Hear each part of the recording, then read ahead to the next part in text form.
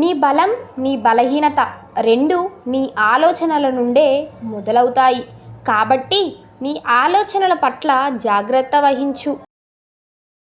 ధీరుడెప్పుడు తనకు కావలసింది స్వయంగా సాధించుకుంటాడు, ఒకరి నుంచి తీసుకోవాలనుకోడు. ఒక పనిలో నువ్వు ఉన్నత స్థానానికి చేరాలంటే ఆ పని నీకు ఇష్టమైనది అయి ఉండాలి.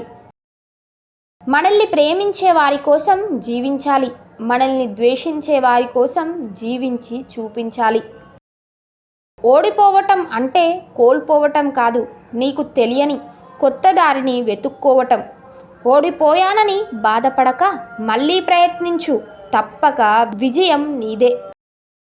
ఓ 10 నిమిషాలు భార్య ముందు కూర్చుంటే జీవితం యొక్క బాధ్యత గురించి తెలుస్తుంది. తాగుబోతు ముందు కూర్చుంటే జీవితం చాలా సింపుల్ అనిపిస్తుంది. సాధువులు, సన్యాసుల ముందు కూర్చుంటే ఉన్నదంతా దానం చేయాలి అనిపిస్తుంది.